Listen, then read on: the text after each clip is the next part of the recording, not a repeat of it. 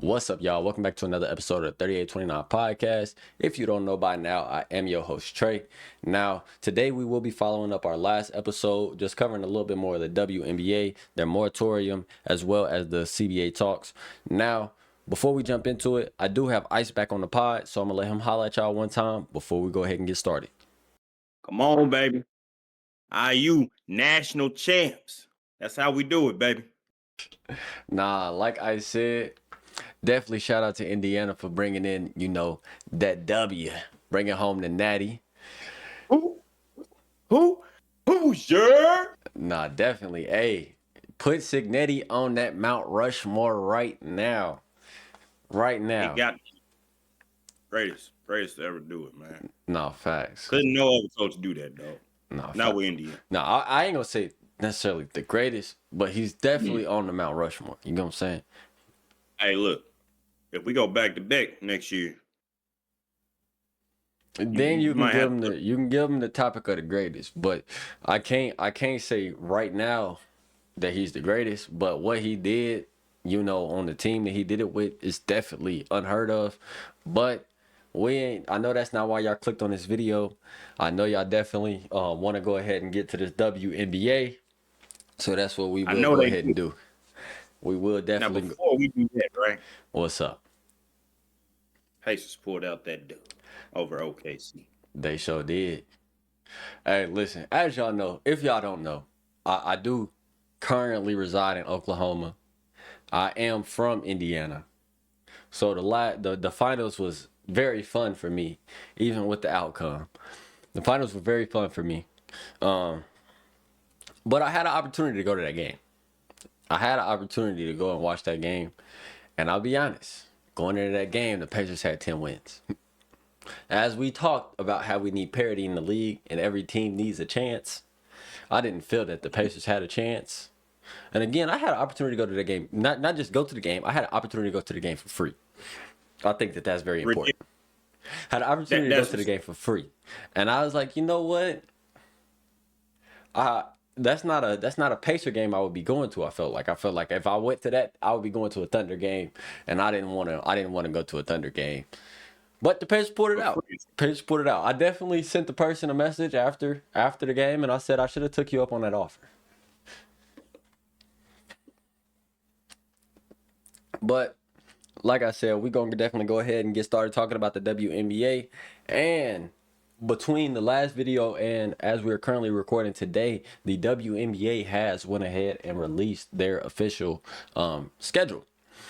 Now, some people are, I was a little bit confused when I, was first getting this, because I thought that the moratorium, like I said, had put a pause on all league business, and I thought that this would have been included in that, but I guess not. Now, my first thought was, maybe the league and the players are a lot closer than, we're being told or we're being advertised to, for them to feel confident enough to go ahead and release this schedule. Because if you're not able to hold up to this, these dates, then the agreements that you make with the venues, the networks, all that, you do possibly run the risk of running a breach of contract. Goodness, I'm sorry about that, y'all. I don't know why I got stuck up so hard right there. But you do run a risk of, breach of contract with all those things. So in my opinion, when I first heard this news, I thought that this was, good news. They obviously have to think that they're somewhat close to be able to feel like they can go ahead and release a schedule right now. Now, in my opinion, that's what I first thought. Now, I've done a little bit more research, and some people are saying that that's not the case at all. They're saying that they're trying to fool investors, fool fans, fool everybody else, but these talks are still very far apart. So then reading that, my thought was, well, maybe they're trying to do this to pressure players. You get what I'm saying? Trying to do this to pressure the players into accepting the contract. Now, I just want to give you a chance to talk, and what do what's your take on them releasing the schedule right now? Do you think that, that it's a sign that the league is, close to closing on the CBA negotiations, or do you think that it's false. You think they're trying to push out a false narrative right now. So, couple things, right? When I saw, they were releasing the schedule, I'm like, and that's a little premature. You know what I'm saying? We ain't got no news about an agreement or whatnot. And my thoughts were similar to yours, right? Where I'm thinking, okay, well maybe they're closer than we think, right? Hmm. Maybe they're just getting to those final negotiation stages, and the talks have been real private, right? There ain't really been a whole lot of reporting because they was just focused on getting the deal done, right? That was until I saw the players react to it, right? Multiple players reacted to them releasing the schedule with question marks and confusion, right? Knowing that they're not close, to making a deal. You know what I'm saying? And so for me, I'm like, well, what's really going on here, right? Like, this is a pivotal time where communication is really key. And I mean, if they not on the same page, right, we ain't gonna have too much of a season now. No, that's definitely true. Now, for me, I obviously last episode we covered the issues with the CBA. You get what I'm saying, and how the players want that net revenue when the league would prefer to give them that gross revenue. Now I've done a little bit more research on that, and honestly, I don't know how I kind of missed this angle of it, because this was something that we covered the first time that we did cover the WNBA on the channel a couple months back, which was that the WNBA constantly says that they're not profitable. So they're basically trying to give you money that they don't have. You get what I'm saying? How the WNBA keeps saying, "Oh, we're not profitable. We're not making money. We're not profitable." You get what I'm saying? So one thing I said in the first time that we covered the WNBA is, with all the hands that are in on it, it's almost beneficial for the league to not be profitable. You get what I'm saying? It's almost beneficial because now you don't have to worry about giving everybody a piece of the profit now. You get what I'm saying? It's almost beneficial to, you know, be not fully correct or not fully report truth in your financial statements, so you don't have to give back to these investors. Now, as we know, the WNBA has to be making money. Now, do they do they own all of their league? No, they've had to constantly dish out league to subsidize them not making money for all those years. So it will be a while before they can just start dishing out, money here, there, everywhere, because you still have to get, all that you've given out back. But I definitely think that is a good point that they're making. Like, I don't want to take the profit because you guys say that it isn't any profit. So how can there's no more money for me. You know what I'm saying? Which is definitely a good point. And players just feel like that the league will overstate expenses. They will say that, something that may have cost 500,000 will now cost 1 million, just so we don't have to pay the players this money now. Nah, I hear you. And a perspective. First I'll say this. What is the WNBA? What type of business are they classified as? You That's know a what I'm saying? that's a good question. That's something we need to look into, because depending on what type of business they're classified as, um, them not being profitable and you know what I'm saying, that's almost like, what I'm saying, a non-profit, a 501(c) or some type of charity or something, right? Hmm. That's what, what I'm saying, you would like if your expenses are always constantly exceeding. You know what I'm saying? Because that would be the only way where you don't have to pay investors back, and then they get tax write-offs. You know what I'm saying? But from what we know, that shouldn't even be the case, right? No, exactly. I mean, I think it's just simple business.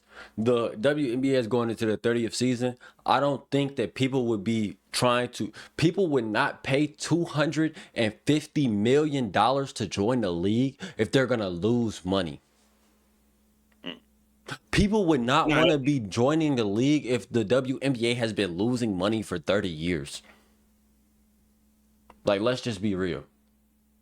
no, not at all.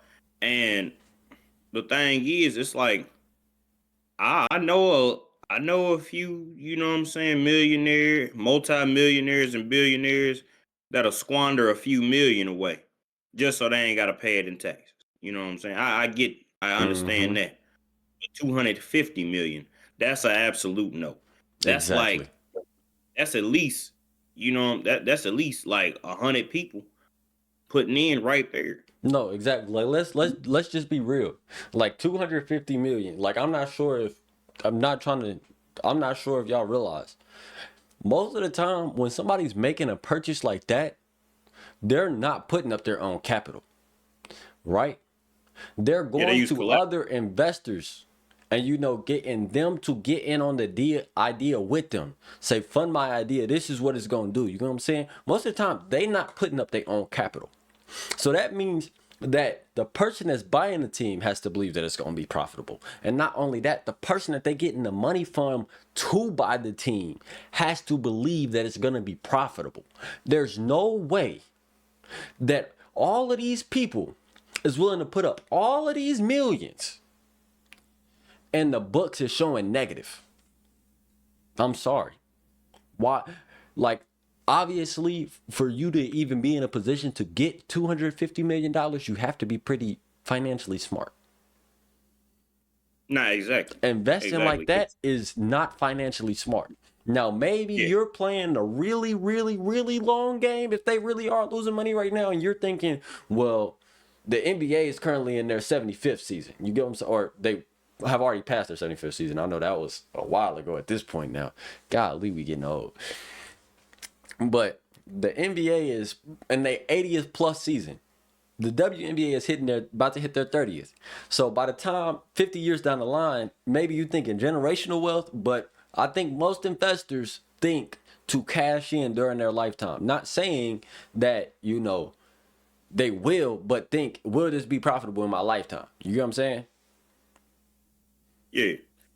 And and so another thing, right? Because it's like, yeah, for you to have 250 million, that means you know how to leverage debt really, really well. Like you really know how to leverage that, right? And to your earlier point, right? Wanting to have, you know, the gross versus, I'm sorry. Yeah, the gross versus the net. To a certain extent, I forgot.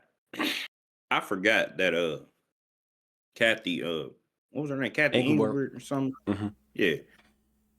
I forgot that she had made that statement about them not being all that profitable, yet, you know what I'm saying, talking about, all the money they made, right? Yeah. That's one thing. I When you don't know how we forgot about that, covering it in the last episode. And I do want to ex- apologize for that. You get what I'm saying? We definitely were a little bit one track minded with that. mhm. And so, with that, that is a good point, right? Because it's like, why would I want to negotiate getting profit with somebody when, they like to claim, we're not profitable, right? Hmm. Because it's like now I can say anything, right? And obviously we don't know the full terms of the agreement and all that. But who's to say they didn't write that up in their benefit so that they can say, oh, well, because we weren't profitable, unfortunately, we can't give you these bonuses and that bonuses and different things like, you know what I'm saying? Hmm. Because businesses do shady things all the time. No, exactly. All of your companies. I'll give you an example, right? So I worked at this place called Fastener, right? They sell industrial supplies, right? So your screws, anywhere from screws, gloves to work in the garden, construction, everything you can think of, tools, whatever, right? Mm-hmm. They sold it, right? They one of the biggest manufacturers of it, right? Well, what these guys do is they go to other small businesses and Hey, they bro, time partner out, with time out, them time out, time out, time out. and they end up Before overtaking. time out. Before you finish the story, is you finna get the podcast sued with anything you about to say? They ain't gonna watch it. But No, anyway, allegedly.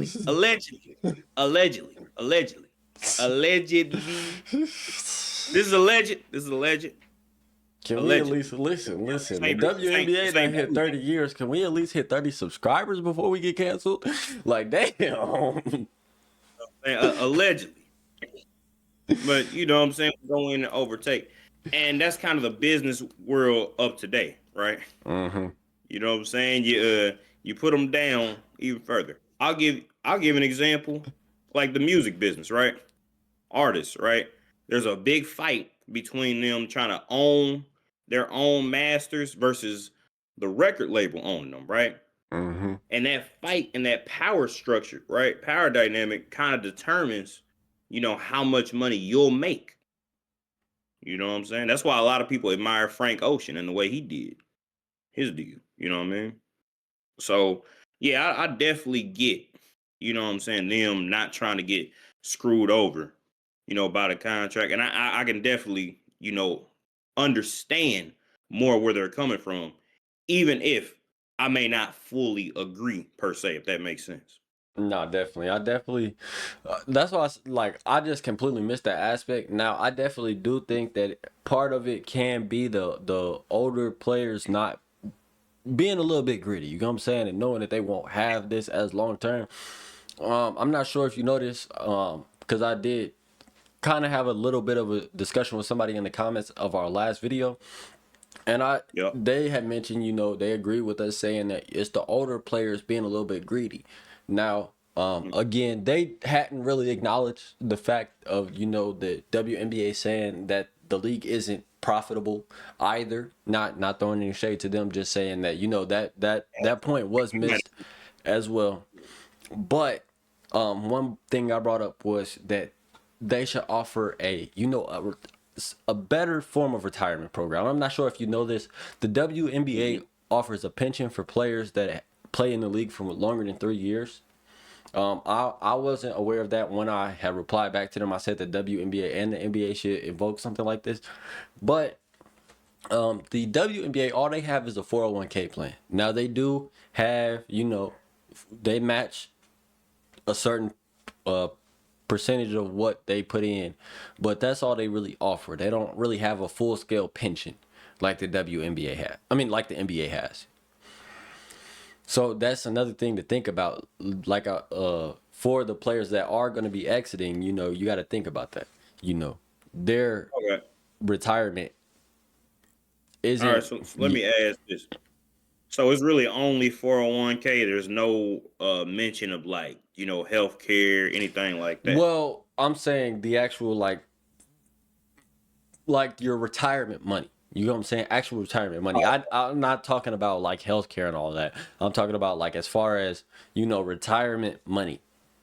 And the Mm, NBA offers a pension plan as opposed to the WNBA only offering a 401k, which we know that the pension plans were yeah. more beneficial, which is why most companies have went away for them and started offering the 401k with a little bit of matching. Right. Nah, definitely. I just had to make sure because you know what I'm saying. Like, uh, after the league, you know what I'm saying. That's so important, right? No, definitely. Some of these players, they're only in there for maybe a couple seasons, and then they never see, the WNBA or the NBA court again, right? Hmm. And so, it's important, to have those benefits while. And I didn't really do my research as far as the requirements, like a deep dive on the requirements for the NBA pension. I'm not sure if like you actually have to touch the floor for three consecutive years or 3 years, you know, 3 different years. I'm not sure how that works. I'm not sure if you actually have to be like somebody touching the floor. I'm not sure if it has to be an actual contract that you sign. You can't just be on your rookie deal. I'm not sure what the rules to it are. I just know that they do offer a pension as opposed to a 401k plan. But flipping it a little bit, I did get a chance to read up on Sandy Brondello. If you don't know, that is the Tempo's new coach. And I just got a chance to kind of read up on what she was feeling, with the moratorium right now, how her and her staff members are trying to prepare currently. Like I said in the last episode, those are the biggest losers right now, is the Toronto Tempo and the Portland Fire. I feel like those are the greatest losers because they're not able to construct their team fully. They're not able to start building team chemistry, start building their identity, everything like that. Now, if you don't know, Sandy Brondello, she was a coach for the Phoenix Mercury from 2014 to 2021. Then after that, from 2022 to 2025, she was with the New York Liberty. She did win a championship with both of those teams, so that's definitely something great to have in your first season as a WNBA organization. Definitely having that championship experience with the head coach. I believe that we've seen how a great head coach can, lead you. I definitely believe that we've seen that last year in the NBA with, like my man Ice is wearing, the Indiana Pacers. We seen how much Rick Carlisle was able to unlock the full potential of all of his players last season and end up getting that team to the NBA Finals. Not saying that he did it all by himself. We definitely have some great performances by players, but like I said, he was able to unlock the full potential of everybody on that squad, and I think that's what a truly great coach does. So she does have the championship experience. Now, the team currently has 30 staff members, but they don't have a single player. She said the same thing that we were saying. She knows how she wants to play, but she doesn't know if she'll be able to even get the players to fit that play style. You know what I'm saying? Now, they have been putting together a plan of who they want to attack in the free agency and who they want to try to get, being realistic with it and everything like that. But she's just saying, this is definitely an important time for the league, but it's definitely a hard time being one of these expansion teams and trying to, actually build something that will last. I'm not sure if you had anything that you wanted to throw on that. I mean, pretty much, we summed it up in the last episode, right? But I mean, shoot, anybody with a brain can see, that if you ain't got players, you can't really put together a plan for the team, right? You can go over, okay, this is how I want to run it. This is my vision. You can go over that a million times, but no players equals nothing. No, You know, so, exactly. Now, in your opinion, do you think that the WNBA season will be able to start April 8th based off of everything that we've been able to, read up on and everything like that? Do you think that they'll actually be able to go ahead and get the season started October 8th? I mean, May 8th. Lord, I don't know where I was going. Do you think that that boy, they'll be able to get the season started May 8th, without any hitches or any delays? Or do you think that, they're trying to give the fans, the media, everybody false hope with releasing? Like, do you think that it's really going to um, be able to happen? so first thing, I'm gonna make sure I mail you a calendar, right? But then, number two, I mean, it's kind of hard to tell. I think it's possible, right, that it could start on May 8th, but with the way things are looking, uh, right now it kind of seems unlikely, only because, like we mentioned earlier, the older players, they're trying to do everything they can to secure that last bag.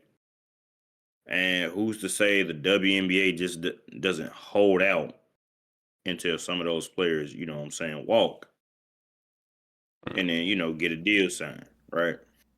Not definitely. It's just so many things that could happen that it's like I don't know if they can. Like, what does a WNBA lockout look like?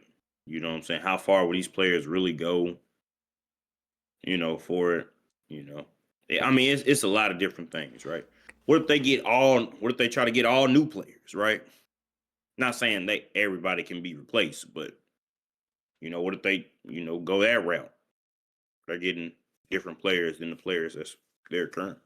You know? Yeah, it's definitely a lot. It's definitely hard to say who's necessarily right and who's wrong. Especially at this point in the negotiation when you definitely seen the WNBA raise what they are offering just in the base contracts. You know what I'm saying? If you didn't see it in the last episode, they did raise the new minimum to the current WNBA max contract, and then they are raising the max from 250,000 to 1 million. You get what I'm saying? 4xing it, and then by the end of the contract, it'll be up to 2 million, 8xing it. You get what I'm saying? So it's just I can't say that the WNBA is trying to do their players wrong. And I can't necessarily fully say that the players are being greedy now, considering the fact that we did forget that, the WNBA does like to say that it's not profitable. All right, y'all, that's going to wrap it up for this episode. If you enjoyed it, make sure y'all leave it a like, a comment, and a subscribe. Now, before we jump out of here, I'm going to let y'all holla ice one more time. That'll do it for this episode 3829, family. If you're new here, make sure to leave a like, a comment, and subscribe to the channel. And if you ain't new here, why are you still not subscribed? Come on, man. What are you doing? All right, bro. I'll holla at y'all.